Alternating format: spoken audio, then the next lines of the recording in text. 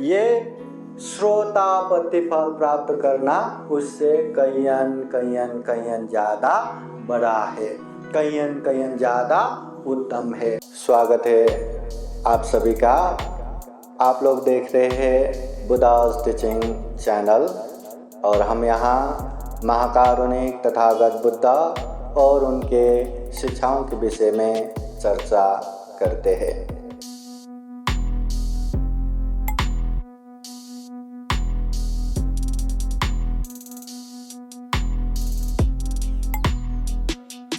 समन्ता चक्रवालेषु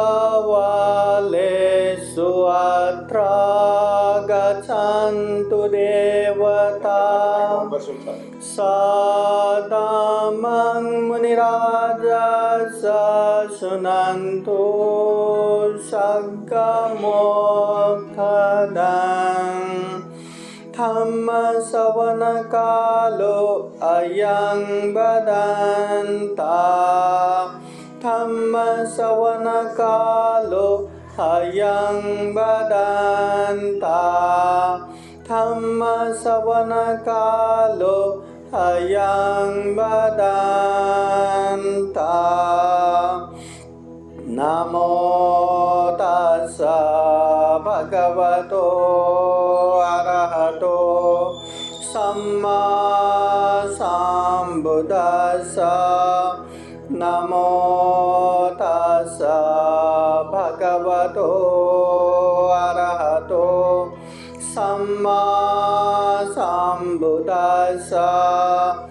नमो तस्स भगवतो अरहतो सम्मा सम्बुद्दस्स।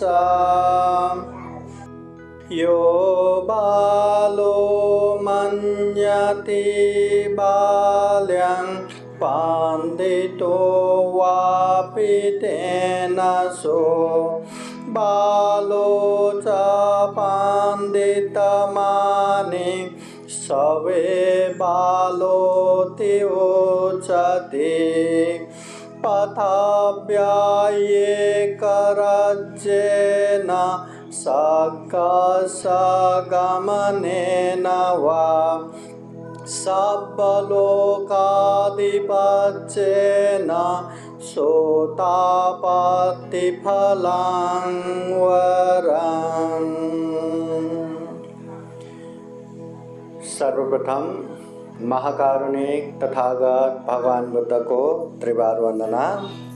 महाकारुणिक तथागत बुद्ध द्वारा देशित सुआख्यात धम्म को त्रिवार वंदना। महाकारुणिक तथागत बुद्ध के आर्य श्रावक संघ को त्रिवार वंदना। परम पूजनीय बोधिसत्व डॉक्टर बाबा साहब अम्बेडकर आज के विशेष कार्यक्रम में उपस्थित पूजनीय भिक्षु अनिरुद्ध थेरो, सम्राट अशोक बुद्ध विहार के संपूर्ण श्रद्धा संपन्न बुद्धि संपन्न उपासक उपासिकाएं और साथ ही साथ ये प्रत्यक्ष रूप से ऑनलाइन देख रहे संपूर्ण श्रद्धा संपन्न बुद्धि संपन्न उपासक उपासिकाएं। महाकारुणिक तथागत बुद्ध ये दुर्लभ, ये अमूल्य, ये सर्वश्रेष्ठ मनुष्य जीवन को अच्छे बनाए, सफल बनाए, सार्थक बनाए, उसके लिए ढेर सारा उपदेश दिए हैं। तथागत बुद्ध सारांश में बताते रहते हैं जितने भी इस दुनिया में गलत है, अकुशल है, पाप है, जो करने से खुद का भी हानि नुकसान होता है, अपनों का भी हानि नुकसान होता है, ऐसे कोई भी गलत काम मत करो। जो अच्छे है, जो कुशल है, जो धम्म है, जो काम करने से अपना भी कल्याण होता है, अपनों का भी कल्याण होता है, ऐसे काम करो। और जितना हो सके अपने चित्त को परिशुद्ध करो, क्योंकि ये चित्त प्रमुख है। चित्त अशुद्ध रहा तो मुंह से अच्छा आए ऐसा नहीं होता। चित्त अशुद्ध रहा तो शरीर से हम अच्छा करें, ऐसा भी नहीं होता। दिखावे के लिए ही होगा, मगर सही रूप में वो अच्छा नहीं बोल सकता, अच्छा नहीं कर सकता। मन शुद्ध रहा तो दिखावे में वो एकदम गलत बोल रहे जैसा लगता है, मन शुद्ध होने से वो भी अच्छा हो जाता है। दिखावे में उसका जो आचरण बहुत कड़क है जैसा लगता है, पर मन शुद्ध होने से वो भी धम्ममय बन जाता है। जिस तरह हाथ में घाव ना हो तो कितना भी जहर हाथ में लो, कुछ भी हानि नुकसानी होने वाला नहीं है। मन शुद्ध रहा, मन पवित्र रहा तो मुंह से कुछ भी बोलेंगे, ये शरीर से कुछ भी करेंगे अच्छा ही होता है। इसलिए महाकारुणिक तथागत बुद्ध हमेशा अच्छा करो, बुरा मत करो, बुरा मत करो, अच्छा करो, और उसके लिए जड़ तक जाने के लिए चित्त को परिशुद्ध करो, चित्त को निर्मल करो, ऐसा उपदेश देते हैं। अभी इतना सहज, इतना आसान बुद्धवाणी किसको समझ में नहीं आता? छोटे छोटे लोगों को समझ में नहीं आता क्या? बड़े बड़े लोगों को समझ में नहीं आता क्या? बूढ़े बूढ़े लोगों को समझ में नहीं आता क्या? सबको समझ में आता है, सब लोग समझते हैं। गलत करायचं नाही, गलत नहीं करना, और पुण्य करायचं, पुण्य करना है, धम्म करना है। इसके बावजूद भी इंसान क्या अकुशल पाप से दूर हो पाते हैं क्या? क्या हमेशा अरे ये तो पाप है, मैं नहीं करूँगा, ये तो अकुशल है, मैं नहीं करूँगा, ये तो गलत है, मैं नहीं करूँगा, ऐसा अलग हो पाते हैं क्या? अरे गलत है तो है, क्या करूँ, इस बार के लिए करता हूँ, या इससे मेरा इतना इतना पैसे का फायदा होता है इसलिए करता हूँ, इससे मुझे इतना इतना सुख मिलेगा, आनंद मिलेगा, इसलिए करता हूँ। कभी इसके लिए कभी उसके लिए। वो पाप है, गलत है, अकुशल है, माहिती है, पता है, फिर भी करते हैं। अभी उसको समझदार कहेंगे या मूर्ख कहेंगे? समझदार तो बिल्कुल नहीं कह सकते, क्योंकि वो अभी थोड़े थोड़े के लिए वो पाप कर रहा है, अभी थोड़े थोड़े के लिए वो अकुशल कर रहा है, चाहे थोड़ी सी सुख के लिए, थोड़ी सी पैसे के लिए, थोड़े से कुछ भौतिक सुख सुविधा प्राप्ति के लिए, मगर जब उसका पाप का विपाक आएगा तब बहुत बड़ा होके, बहुत भयानक होके आएगा, जो हम सह भी नहीं पाते। आंखों से आंसू गिरा के तरफ तरफ के बैठना पड़ेगा। फिर भी लोग ऐसे अकुशल पाप से दूर नहीं हो पाते। फिर तथागत बुद्ध कहते हैं कुशल करो, पुण्य करो, धम्म करो, सबको समझ में आता है। फिर भी हम क्या, ये कुशल है करना चाहिए, ये पुण्य है ये करना चाहिए, ये धम्म है ये करना चाहिए, उसमें आगे बढ़ पाते हैं क्या? आगे बढ़ रहे हैं क्या? धम्म देशना सुनना कितना पुण्य है, कितना मंगल है। अभी तो मंगल हो गया, ये धम्म देशना से जीवन भर हमें मंगल करेगा, सुख शांति का कारण बनेगा। फिर भी क्या सभी के सभी लोग धम्म देशना सुनने के लिए आते हैं क्या? बीचों बीच में ये विहार है, आजू बाजू के सिर्फ अपने उपासक उपासिका भी आए तो यहाँ बैठने की जगह नहीं होगा। फिर भी सब लोग आते हैं क्या? नहीं आते। जीवन में खूब पुण्य करना चाहिए, खूब धम्म करना चाहिए, पुण्य करने से सुख मिलेगा, शांति मिलेगा, पता है। फिर भी सुख शांति तो चाहिए, पर वो पुण्य करने के लिए, वो धम्म करने के लिए तैयार ही नहीं है। इसलिए महाकारुणिक तथागत बुद्ध कहते हैं जिस व्यक्ति को पता है ये गलत है, अकुशल है, फिर भी वो करता है, चाहे किसी के कहने पे या खुद से, अगर वो करता है, छोड़ नहीं पाते, तो ऐसे लोगों को क्या कहना? मूर्ख कहना या विद्वान कहना? समझदार कहना या असमझदार कहना? क्या कहना? जो व्यक्ति को पता है कि ये पुण्य है, ये धम्म है, ये करने से हमारा निश्चित रूप से कल्याण होगा, अपनों का भी कल्याण होगा, अच्छा है, कुशल है, धम्म है, पता है, फिर भी उसको निरंतरता नहीं दे पाते। कभी किया तो किया, नहीं किया तो नहीं किया, हाँ, ऐसा करके बैठते हैं। तो उसको क्या कहना? समझदार कहना या अज्ञानी कहना? मूर्ख कहना या विद्वान कहना? महाकारुणिक तथागत बुद्ध कहते हैं जो अच्छा है जान के भी अच्छा नहीं कर पाते, वो तो एक तरह से अज्ञानी है, बेचारा मूर्ख ही है। जो व्यक्ति जानता है ये अकुशल है, पाप है, फिर भी वो पाप से दूर नहीं हो पाता, फिर भी वो पाप में ही एकदम रमन करके बैठते हैं, पाप में खुश होके बैठते हैं, उसे अज्ञानी ही कहते हैं, मूर्ख ही कहते हैं। क्या हमें मूर्ख होना है? क्या हमें अज्ञानी होना है? नहीं, तो गलत है, अकुशल है, पाप है, तो उससे दूर रहने की भरपूर मेहनत करना चाहिए, अभ्यास करना चाहिए, परिश्रम करना चाहिए। जिस तरह सामने आग है, हम उसी की तरफ बढ़ रहा है, जैसे ही आग दिखता है क्या हम उस तरफ बढ़ेंगे क्या? कितना भी पीछे से हमें धक्का दे, फिर भी हम उस तरफ जाएंगे क्या? पूरा बल लगाएंगे, पूरा मेहनत करेंगे ताकि हम वहां न जाए, वहां बढ़ न पाए, वहां से वापस आने के लिए कितना मेहनत करेंगे।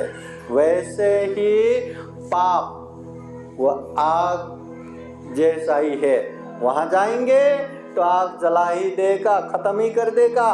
पाप जब करेंगे वो पाप का अकुशल विपाक आएगा ही। इसलिए महाकारुणिक तथागत बुद्ध कहते हैं मूर्ख तो नहीं बनना, अकुशल पाप तो नहीं करना, पुण्य जान लिया, धम्म जान लिया तो उससे भी दूर नहीं होना। अपनी सुख शांति के लिए, अपनों की सुख शांति के लिए ऐसे पुण्य कार्य तो करते रहना है, धम्म कार्य करते रहना है।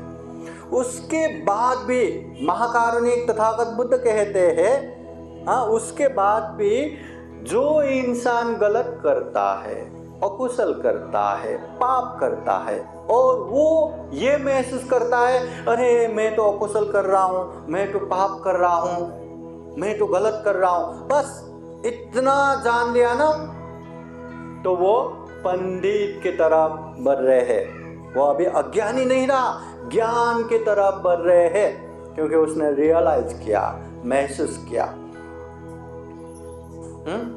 पाप करने के बाद, अभी पाप तो होता रहता है, अकुशल होता रहता है, कितना भी चाहो, है ना। रात शाम होते होते अनेक मच्छर आता है, हाथ जाता है, मारते रहते, मारते नहीं क्या?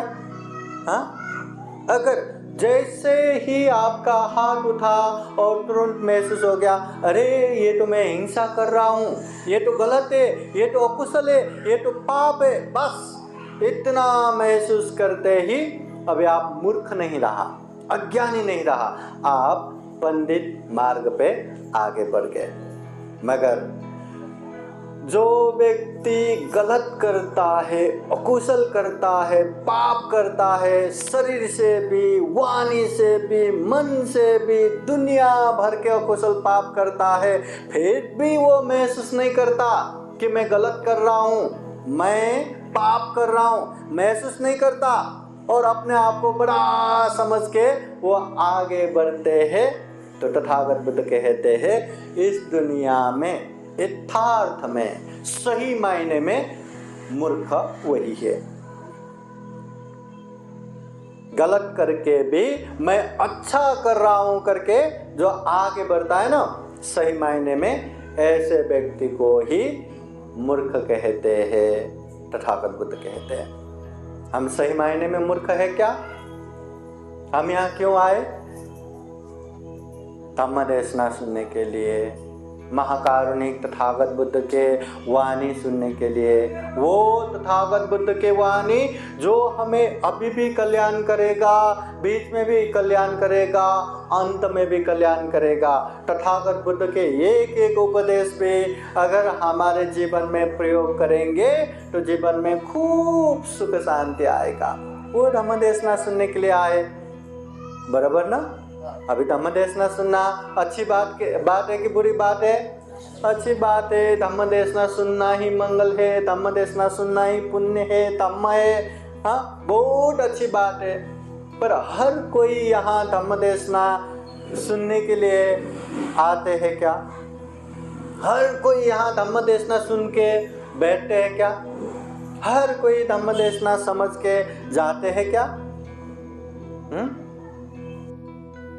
बिहार में आए तो शांति से बैठना चाहिए, श्रद्धा से धम्म देशना सुनना चाहिए। और जो व्यक्ति श्रद्धा चित्त से एकाग्र होकर धम्म देशना सुनेंगे वो कुछ न कुछ तो लेके ही जाएगा। जिसका ज़्यादा ही श्रद्धा है, ज़्यादा ध्यान दे के सुन रहे, वो तो बहुत सारा लेके जाएगा। मगर जो ध्यान पूर्वक सुनेंगे कुछ न कुछ तो लेके ही जाएगा। पर जो ध्यान नहीं दे पाते, जो मन को स्थिर शांत नहीं रख पाते, जो चाह के भी धम्म देशना नहीं सुन पाते, उसका क्या अभी कसूर है ना? वो अच्छे से सुन नहीं पाएंगे। और बहुत सारे लोग अनेक अपना उद्देश्य लेके आते हैं बिहार में। अनेक किसी का तो अपना स्वार्थ है, किसी का तो दिखाना है मैं निरंतर धम्म देशना सुनने के लिए जा रहा हूँ। किसी को तो क्या अपना रहेगा। महाकारुणिक तथागत बुद्ध के समय में भी ऐसे अनेक उद्देश्य रख के बिहार में आने वाले थे। हर कोई धम्म देशना सुनने के लिए नहीं आते। महाकारुणिक तथागत बुद्ध कौशल देश के राजधानी श्रावस्ती में जो अनाथ पिंडिक महाजन ने बनाया हुआ जेतवन बुद्ध विहार, वो जेतवन बुद्ध विहार के गंधकुटी में तथागत बुद्ध रह रहे थे। और हर शाम को वहाँ अच्छे से धम्म देशना होता है। तो धम्म देशना सुनने के लिए बहुत सारे उपासक उपासिकाएं सफ़ेद वस्त्र पहन के, हाथ में फूल माला लेके, अगरबत्ती सुगंध लेके तथागत बुद्ध के पास जाते थे, धम्म देशना सुनने के लिए जाते थे। तो बहुत सारे भिक्षु हो, भिक्षुनी हो, उपासक हो, उपासिका हो, वहाँ धम्म देशना सुनने के लिए आते हैं।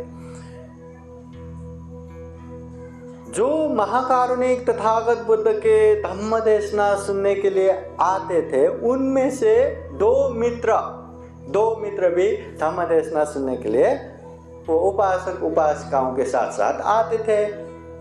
और सारे श्रद्धावान उपासक उपासिकाएं अपने अपने जगह पे बैठ के आराम से धम्म देशना सुनते थे। वो लोग भी शांति से बैठते थे।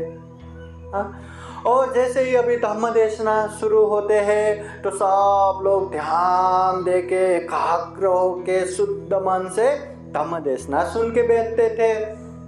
तो वो लोग कुछ देर तक तो आंख बंद करके खूब शांति से धम्म देशना सुन के बैठते थे। वास्तव में वो लोग धम्म देशना सुनने के लिए आए नहीं होते। वो लोगों को धम्म देशना से दूर दूर तक लेना देना भी नहीं था।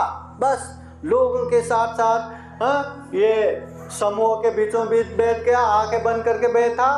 जैसे ही लोग धम्म देशना सुन के एकाग्र हो गया, तब वो लोग आंखें खोलते थे, फिर देखते थे कौन से उपासक उपासिकाओं का पैसा ऐसे पोटली बांध के ऐसे रखते हैं ना, ऐसे साड़ी में ऐसे कपड़े में बांध के रखते थे ना।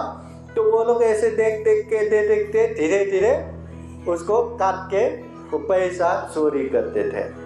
और अपना हो गया तो धीरे से खिसक जाते थे, धीरे से अपने अपने घर जाते थे। दो मित्र वो हर दिन वैसा ही करते थे। लोगों के साथ आते थे, एक जगह पकड़ के बैठते थे, शांति से सब लोग ध्यान करके एकाग्र होके धम्म देशना सुनने को बैठा। तो वो लोग आंखें खोल के धीरे धीरे आजू बाजू जहाँ मौका मिले वहाँ वो पोटली है ना, पैसे का पोटली काट के चोरी करते थे, अपने अपने जगह निकल जाते थे।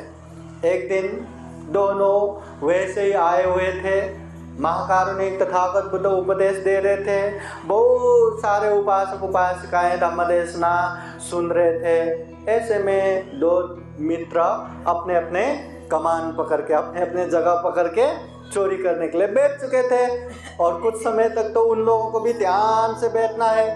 जब तक लोग ध्यान पूर्वक नहीं सुनेंगे वो लोग उठते नहीं, उन लोगों का चोरी शुरू नहीं होता। तो ऐसे ही ध्यान पूर्वक सुनने जैसा बैठ रहा था दोनों अलग अलग जगह पे। ऐसे समय में वहाँ क्या हुआ, एक चोर ध्यान से बैठे अचानक से उसके कानों पे भगवान बुद्ध का उपदेश गया। भगवान बुद्ध के वाणी सुनने को मिला। वो सुनते ही अरे बुद्ध ने मुझे ही जान लिया, बुद्ध ने मुझे ही देख लिया। हाँ, मैं चोरी करने आया, तथागत बुद्ध मुझे जान लिया करके एकदम सावधान पूर्वक अभी मैं चोरी नहीं कर सकता। हाँ, मुझे ध्यान से बैठना है, बुद्ध ने मुझे जान लिया करके वो ध्यान से सावधान पूर्वक बैठा रहा। और तथागत बुद्ध का बात सुन सुन के उपदेश सुन के उसको भी अरे बुद्ध तो अच्छी बातें ही बताते हैं, ये तो अच्छी बातें ही है। अरे क्या बताते, कभी सुना नहीं, कभी ध्यान नहीं गया। हाँ, आज बुद्ध ने जान लिया करके ध्यान पूर्वक बैठा तो थोड़ी सी सुनने को मिला, और सुनने को मिला तो भी अच्छा लगा। अच्छा लगने के बाद थोड़ा ध्यान दे के सुनना पड़ेगा, और मुझे सुनना पड़ेगा और सुनना पड़ेगा। बस वो ध्यान से सुनने का मन हुआ, ध्यान से सुन रहा था। तथागत बुद्ध के वो उपदेश सुन सुन के उसका मन इतना एकाग्र हो गया, और धम्मदेशना सुन सुन के इतना वो ज्ञान बोध हो गया कि वो धम्मदेशना सुन के धर्मचक्षु प्राप्त हो गया, उनको श्रोतापति फल प्राप्त हो गया। श्रोतापति फल बोले तो दुख मुक्ति का पहला मार्ग फल। एक बार श्रोतापति फल में पहुंचने के बाद वो व्यक्ति ऐसा पाप कभी नहीं करेगा जिससे उसको दुर्गति में पतन होना पड़े। मतलब एक बार श्रोतापति फल पहुंच गया तो वो कभी भी दुर्गति में पतन नहीं होगा, कभी भी उतना पाप नहीं करेगा।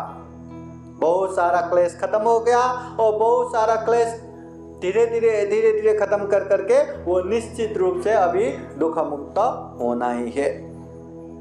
तो श्रोतापति फल प्राप्त करने के बाद अभी क्या वो चोरी करेगा? अभी क्या वो चोरी कर सकता है? चोरी तो अकुशल है, चोरी तो पाप है, और वो पाप श्रोतापति फल पहुंचने के बाद कैसे करेगा? वो शांति से ध्यान पूर्वक उपदेश सुनता रहा।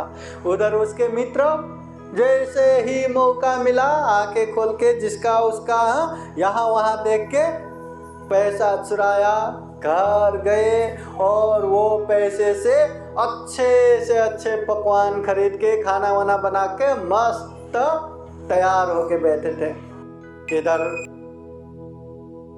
वो उपासक का धम्मदेशना हो गया, भगवान बुद्ध को वंदना किया, और वो अपने घर में गया तो उसके बीवी आज क्या लेके आया देखने के लिए आया, तो कुछ भी नहीं।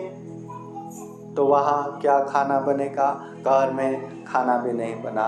और उधर उसके मित्र उसको एकदम मजाक उड़ाने जैसा, बहुत बुद्धिमान बन के आज चोरी करके नहीं आए ना, खूब धम्मदेशना सुन रहे थे ना, खूब पंडित हो रहे थे ना, देखो घर में खाना भी नहीं बना, और हमारा देखो इतना अच्छा पकवान बना है, इतना स्वादिष्ट खाना बनाए, हम तो खाएंगे, मजे से खाएंगे, तुम क्या खाओगे? बहुत मजाक उड़ाने लगा। अब ऐसे मजाक उड़ाया तो उसको अच्छा नहीं लगा। अरे मेरे मित्र खुद तो अकुशल कर रहे हैं, पाप कर रहे हैं, और पाप करके भी उसी में मजा ले रहे हैं, और मुझे मजाक उड़ा रहे हैं, ये तो ठीक नहीं है। चलो सारे सहचारी सबको लेके चलो भगवान बुद्ध के पास, मैं बताता हूँ, चलो करके लेके गया। सारे लेके भगवान बुद्ध को वंदना करके भगवान जब तक मैं अकुशल कर रहा था, जब तक मैं पाप कर रहा था, चोरी कर रहा था, घर में बरोबर चूल्हा जल रहा था, बरोबर अच्छे से अच्छे खाना बन रहा था, आज मैंने आपके उपदेश सुन के मैंने अकुशल करना छोड़ दिया, पाप करना छोड़ दिया, तो घर में खाना भी नहीं बना।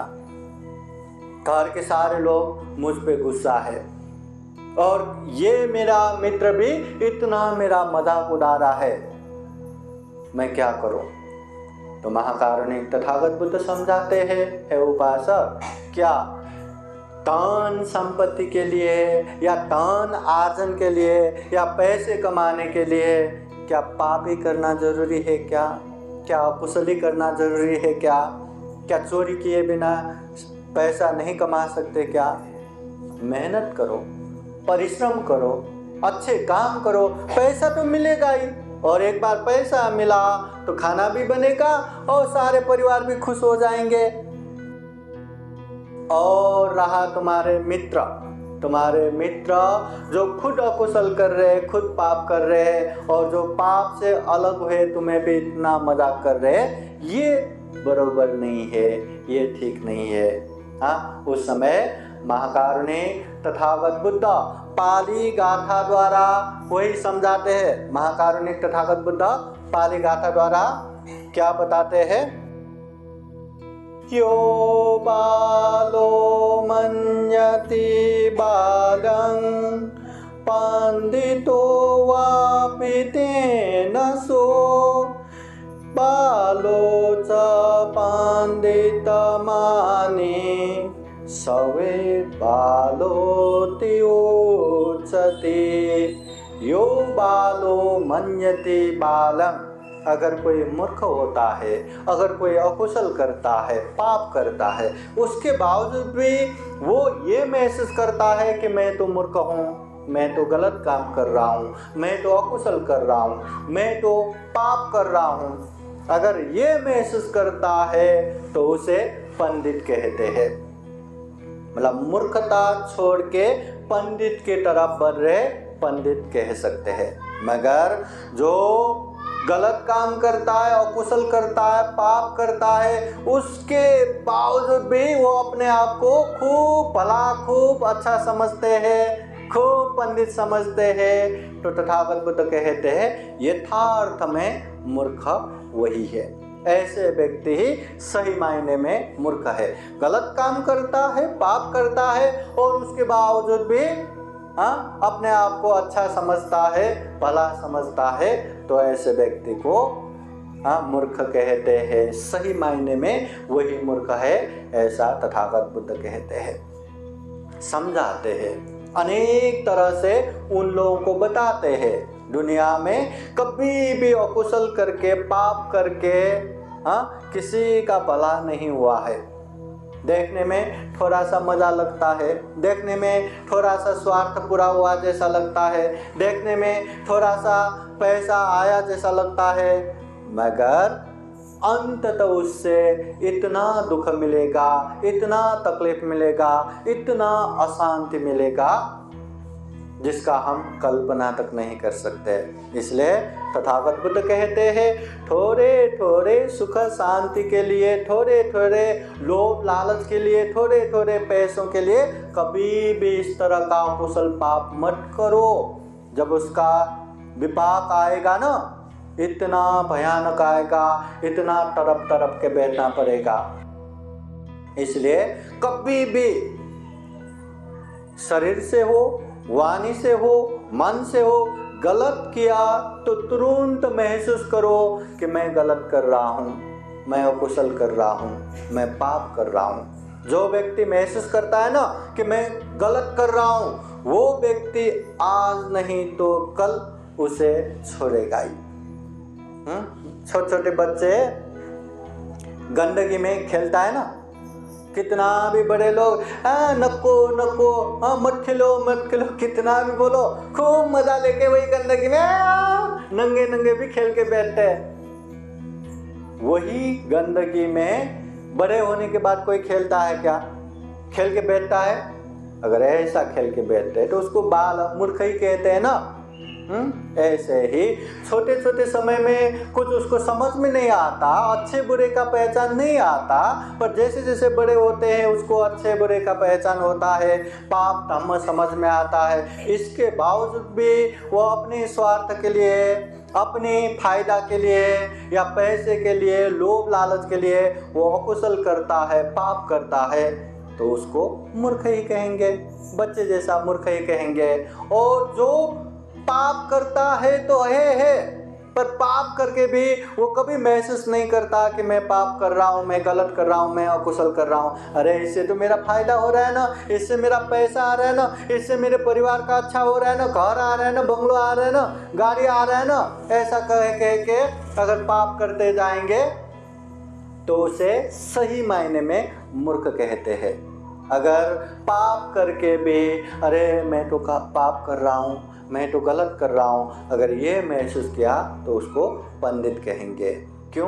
क्योंकि पाप जानने के बाद वो फिर से ये पाप है कह के वो नहीं करेगा, उसको दोहराएगा नहीं। गंदगी है ये पता होने के बाद थोड़ी ना उसी में जाके खेल के बैठेगा, जब तक पता नहीं तो खेला, पता होने के बाद थोड़ी ना खेलेगा। आग है, जलता है, ये मालूम होने के बाद थोड़ी ना आग पकड़ने जाएगा, जब पता नहीं तो बचपन में वो आग भी पकड़ता है और ऐसे पकड़ता है कि पूरा रोना आ जाता है ना। इसलिए ये महाकारुणिक तथागत बुद्ध अच्छे से समझाते हैं, मूर्ख नहीं बनना, और मूर्ख बन गया तो मैं मूर्ख हूँ, मैं गलत कर रहा हूँ, ये महसूस करना, ये भी बहुत अच्छा हो गया। मगर गलत करके भी मैं अच्छा ही कर रहा हूँ ऐसा समझते हैं तो सही मायने में ऐसे व्यक्ति को मूर्ख कहते हैं। ये दो मित्र में एक मित्र ने बुद्ध वाणी सुन के धम्म प्राप्त करके उसने गलत काम छोड़ दिया, गलत कर रहा हूँ ये महसूस कर दिया और उससे दूर हुआ, इसलिए उसको पंडित कहते हैं। और उसके मित्र गलत काम कर रहा है और उल्टा उसी में मजा लेके अपने मित्र को भी एकदम मजाक उड़ा रहा है, तो इसलिए सही मायने में ऐसे लोगों को मूर्ख कहते हैं। इस तरह से तथागत बुद्ध उपदेश देते हैं। तथागत बुद्ध के उपदेश सुन के ये जो लेके आए थे ना बहुत सारे लोगों को ये धम्म देशना सार्थक हो गया, बहुत सारे लोगों ने श्रोता प्रतिफल प्राप्त कर लिया, और जो आरोप लगाने वाले उसके मित्र है ना उसने भी श्रोता प्रतिफल प्राप्त किया। ये तथागत बुद्ध के ये उपदेश सार्थक हुआ। तो ये कहानी, दो मित्र बिहार में जाते थे मगर धम्म देशना सुनने के लिए नहीं, धम्म देशना सुनने वालों का पैसा चुराने के लिए। एक दिन एक मित्र ने बुद्ध के उपदेश सुन के श्रोता प्रतिफल प्राप्त किया, उसने चोरी छोड़ दिया, घर में गया तो कुछ नहीं बना, उसके मित्र चोरी करके गया, अच्छे से खाना बना के उसका भी मजाक उड़ा रहे। फिर सबको लेके बुद्ध के पास गया, बुद्ध ने उपदेश दिया, सभी के सभी ने ज्ञान प्राप्त किया। अभी वहां तो तथागत बुद्ध थे, तथागत बुद्ध ने अच्छे से समझाया, इसलिए सब ने ज्ञान प्राप्त किया। अभी तथागत बुद्ध तो है नहीं, यहाँ तो तथागत बुद्ध के उपदेश ही तो है, तथागत बुद्ध के वाणी ही तो है, इसलिए जितना चाहिए, जितना आवश्यक है वो उपदेश हमें ही ग्रहण करना है, वो उपदेश को हमें ही पालन करना है। देखिए ये बुद्ध वाणी है, उन समय में भी लोगों का खूब हित कल्याण किया था, आज भी करेगा, बाद में भी करेगा। हमेशा बुद्ध वाणी हमारे जीवन में सुख शांति देगा ही, मगर उसको जान के समझ के पालन करना है, अभ्यास करना है। केवल जानने मात्र से कुछ नहीं होगा। मुझे पंचशील भी पता है, मुझे अष्टशील भी पता है, मुझे दान भी पता है, शील भी पता है, ध्यान भी पता है, 10 पारमिता भी पता है, प्रतीति समुत्पाद भी पता है, त्रिलक्षण भी पता है, 4 आर्य सत्य भी पता है, आर्य अष्टांगिक मार्ग भी पता है, चतुर्ब्रह्म विहार भी पता है, सब पता है, पर व्यवहार में कुछ पालन नहीं करेंगे तो क्या होगा? सबसे ज़्यादा परेशानी, सबसे ज़्यादा चिड़चिड़ा, सबसे ज़्यादा दुखी वही बनेंगे। मगर जिसको थोड़ा ही बुद्धवानी क्यों न पता चले, पर आराम से अच्छे से पालन करेंगे तो वो सुखपूर्वक शांतिपूर्वक रहेगा। हमें क्या करना है? सुख शांतिपूर्वक ही रहना है ना। तो और एक बात, तथागत बुद्ध के उपदेश सुन के सभी ने श्रोतापत्ति फल प्राप्त किया। श्रोतापत्ति फल, जब हम ध्यान भी करते हैं तो ध्यान गुरु भी कहते हैं। हाँ, म्यांमार के बड़े बड़े ध्यान गुरु महाथेरो बंते जी भी कहते हैं, अगर हमें गारंटी के साथ सुख प्राप्त करना है या गारंटी के साथ दुख से अलग होना है तो ये जीवन में कम से कम श्रोतापत्ति फल प्राप्त करने का टारगेट रखना चाहिए। श्रोतापत्ति फल प्राप्त होना चाहिए, क्योंकि जब तक हम श्रोतापत्ति फल प्राप्त नहीं करेंगे तब तक हम शील को दृढ़ रूप से पालन नहीं कर पाएंगे। थोड़ा बहुत अकुशल पाप होता रहेगा और अकुशल पाप होता रहेगा तो दुर्गति में पतन होता रहेगा। और एक बार दुर्गति में पतन हो गया तो दलदल में फंसे पत्थर के समान वो नीचे नीचे नीचे की तरफ ही जाएगा, अपने आप ऊपर नहीं आ सकता।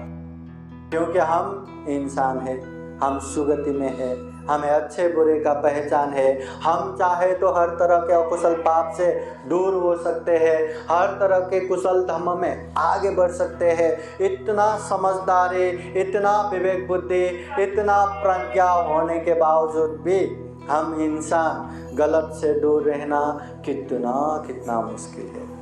कुशल धर्म में आगे बढ़ना कितना कितना मुश्किल है।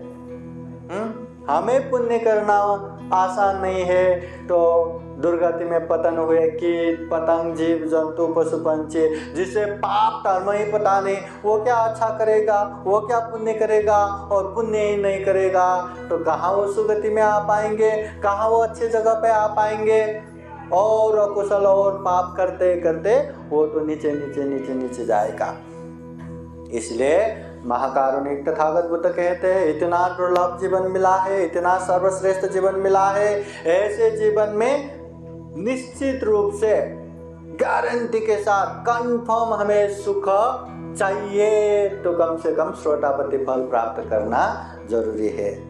एक श्रोतापत्ति फल सारे दुनिया, यहाँ थोड़ी की बात नहीं कर रहा हूँ, 2-4 हज़ार की बात नहीं कर रहा हूँ, 2-4 लाख की बात भी नहीं कर रहा हूँ, 1-2 घर की बात भी नहीं कर रहा हूँ, 1-2 किलो सोने की भी बात नहीं कर रहा हूँ। सारे दुनिया का अधिपति भी हो, हाँ, सारे दुनिया का एक छत्रपति है ना, एक राजा, एक सम्राट भी हो तो भी इतना सुख नहीं है। सुगति में जाना मतलब ये इंसान सुगति है। 31 भुवन है, 31 भुवन में 4 दुर्गति है, हाँ बोले तो कम से कम 27 सुगति है। वो सारा सुगति में जाना भी इतना सुख नहीं है जितना ये श्रोतापत्ति फल प्राप्त करना है। इसलिए ये महाकारुणिक तथागत बुद्ध कहते हैं, एक श्रोतापत्ति फल प्राप्त करना सारा पृथ्वी का एक राज्य अधिपति होने से भी ज्यादा, सारे सुगति में जाने से भी, चाहे देवलोक हो, ब्रह्मलोक हो, महाब्रह्मलोक हो, सारे सुगति में जाने से भी एक ये श्रोतापत्ति फल प्राप्त करना बड़ी बात है, ये तथागत बुद्ध कहते हैं। ये तथागत बुद्ध श्रावस्ती के जेतवन बुद्ध विहार में रहते समय अनाथ पिंडिक महाजन के पुत्र काल उपासक के कारण बताते हैं।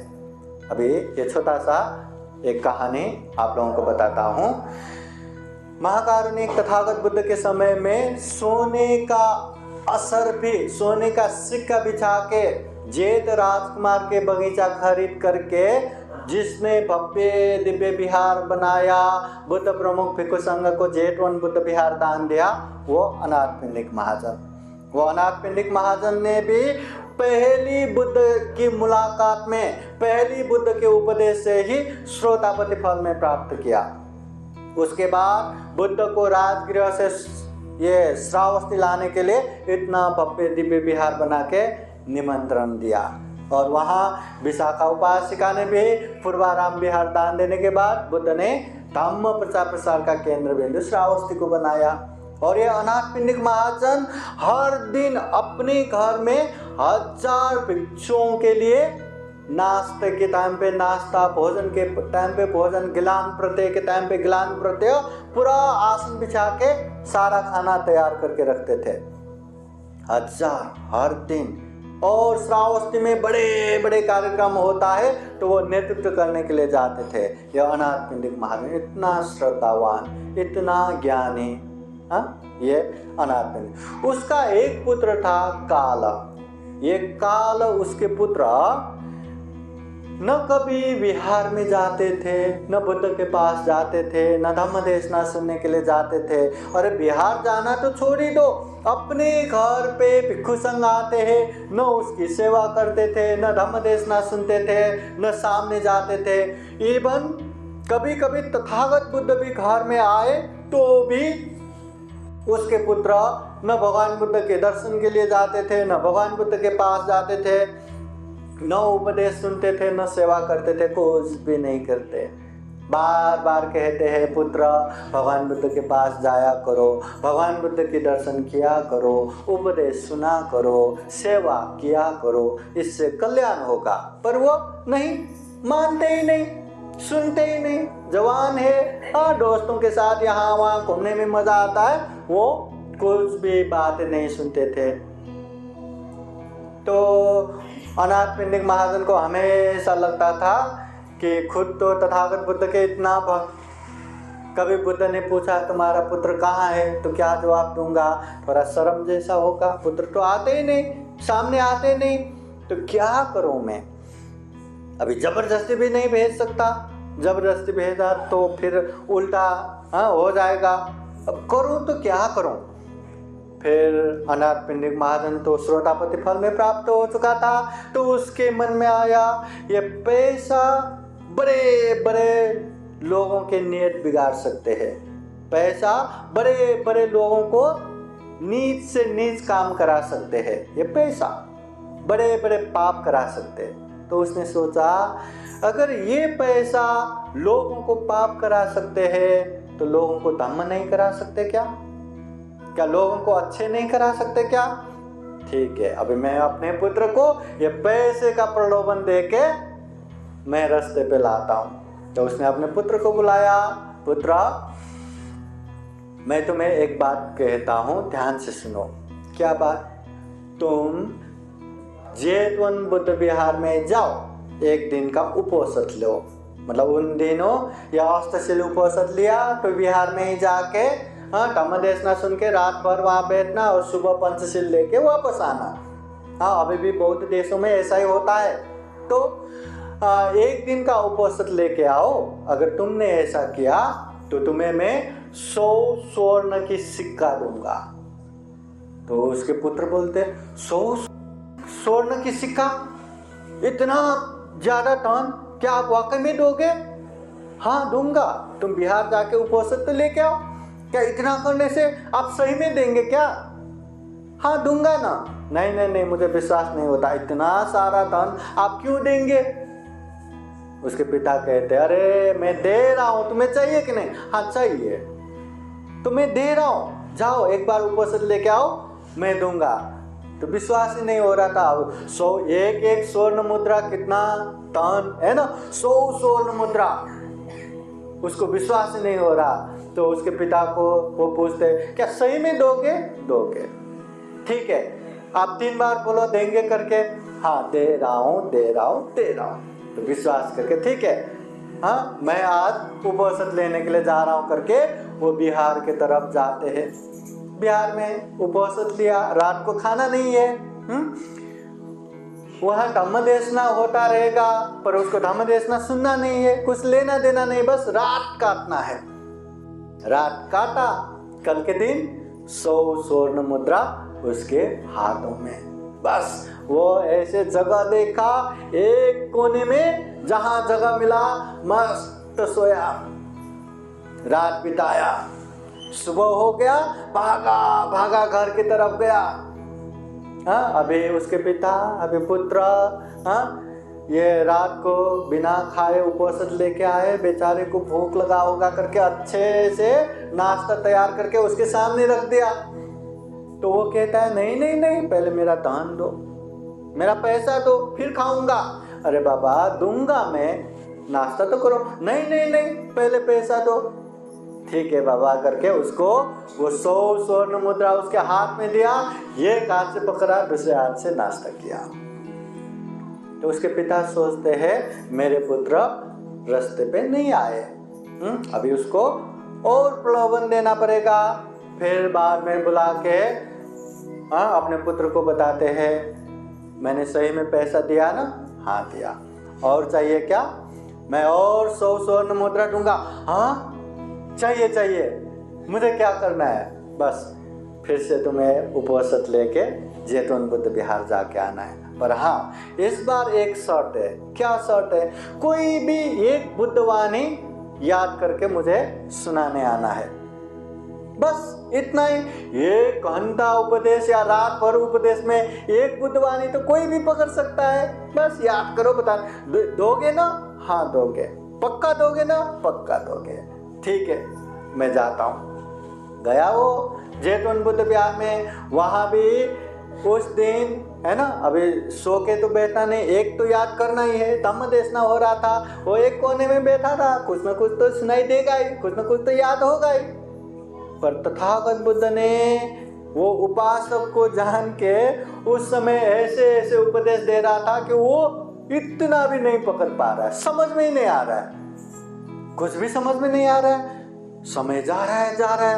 अरे अगर मुझे एक भी याद नहीं आया तो पैसा तो नहीं आएगा ना, 100 स्वर्ण मुद्रा वो तो नहीं आएगा ना। अरे मुझे सुनना है।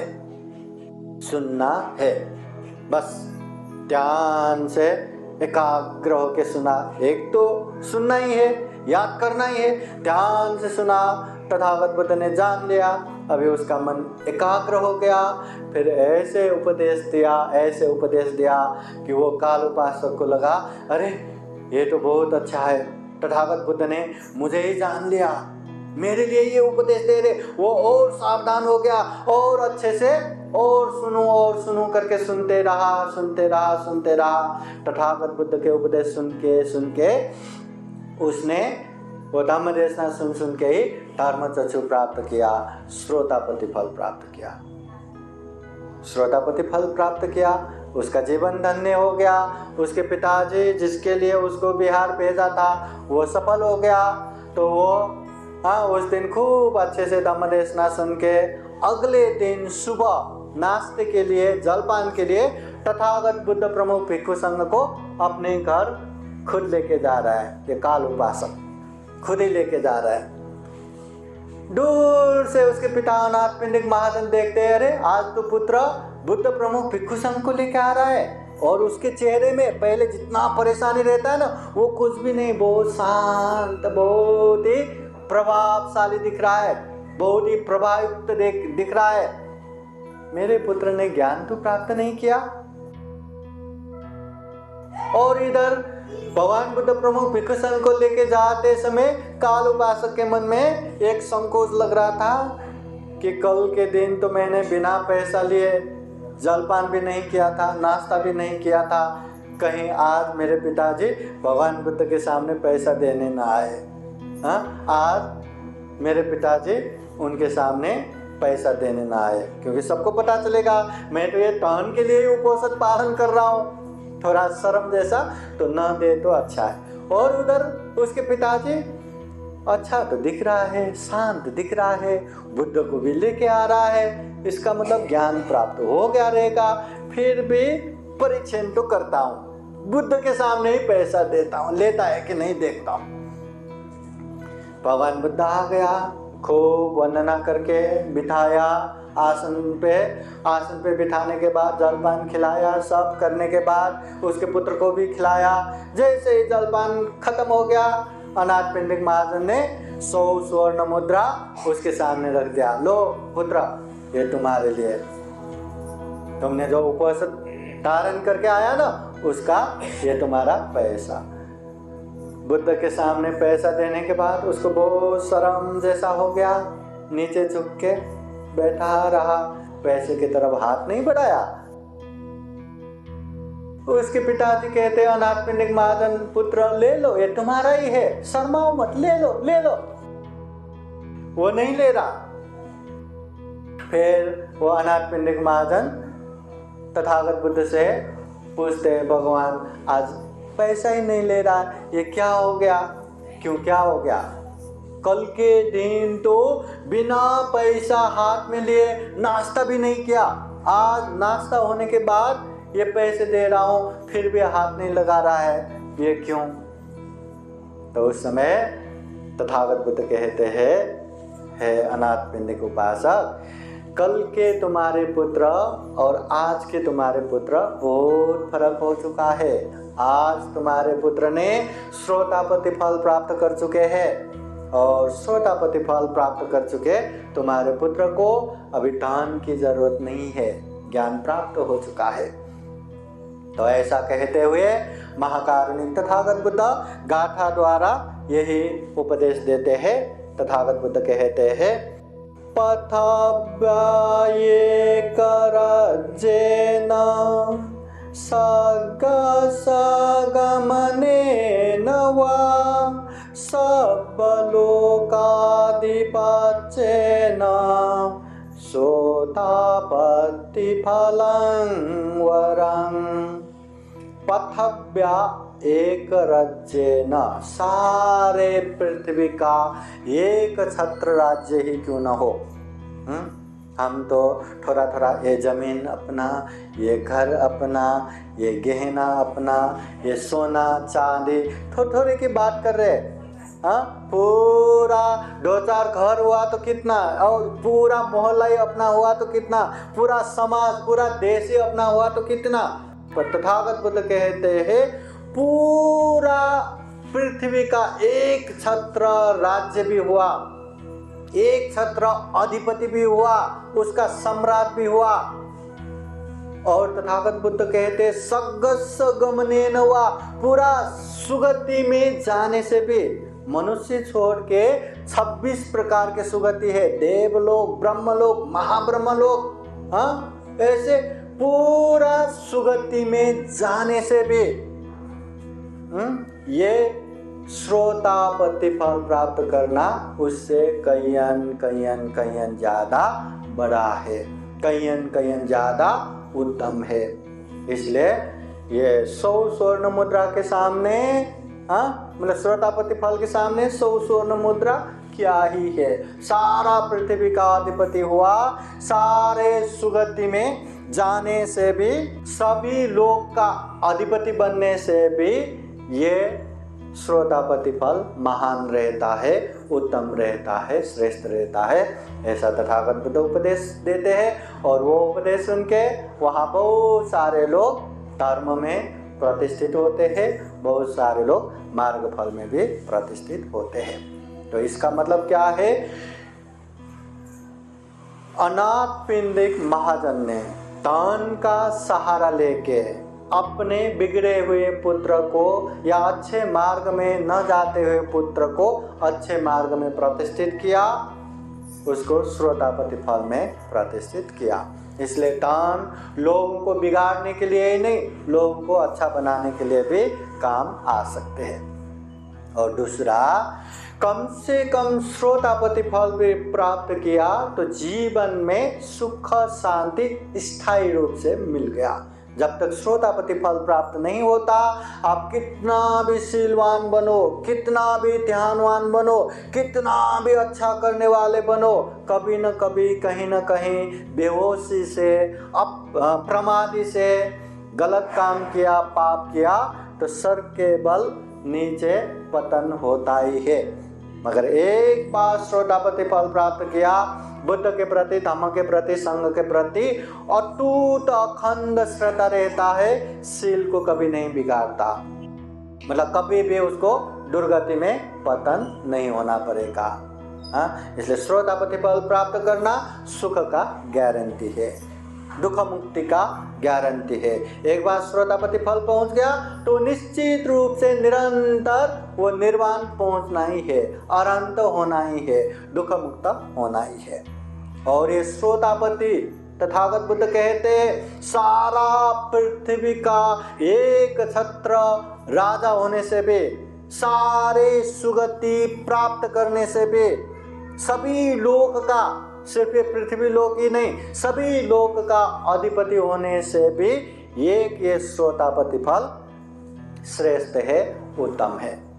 और ये इस तरह का श्रोतापति फल मनुष्य ही प्राप्त कर सकते हैं। मनुष्य चाहे तो श्रोतापति फल प्राप्त कर सकते हैं। मनुष्य पतन होने के बाद जीव जंतु, पशु पक्षी, कीट पतंग कोई भी श्रोतापति फल या दुख मुक्ति के मार्ग फल या कोई भी पुण्य कार्य नहीं कर सकते। इसलिए इतना दुर्लभ जीवन मिला है, इतना अमूल्य जीवन मिला है, इतना सर्वश्रेष्ठ जीवन मिला है। ऐसे जीवन में खूब सारा पुण्य करना चाहिए, धम्म करना चाहिए, हमेशा पाप से अलग होना चाहिए, दूर रहना चाहिए। ये तथागत बुद्ध के उपदेश है। तो हम यही कामना करते हैं, हम भी जीवन में खूब सारा पुण्य करें, खूब सारा धर्म करें, अकुशल पाप से हमेशा दूर रहे और जीवन में ढेर सारा पुण्य धर्म करते हुए ये दुर्लभ, यह अमूल्य, ये सर्वश्रेष्ठ मनुष्य जीवन को सफल बना सके, सार्थक बना सके। अंत में जन्म जरा व्याधि मरण से मुक्त निर्वाण तक प्राप्त कर सके, ऐसी कामना करते हुए आज का ये धम्म देशना यहीं समापन करते हैं। सबका मंगल हो, सबका कल्याण हो। भवतु सबका मंगलम। साधु साधु साधु साधु साधु। बुद्धं नमामि, बुद्ध को नमन करता हूँ। धम्मं नमामि, धम्म को नमन करता हूँ। संघं नमामि, संघ को नमन करता हूँ।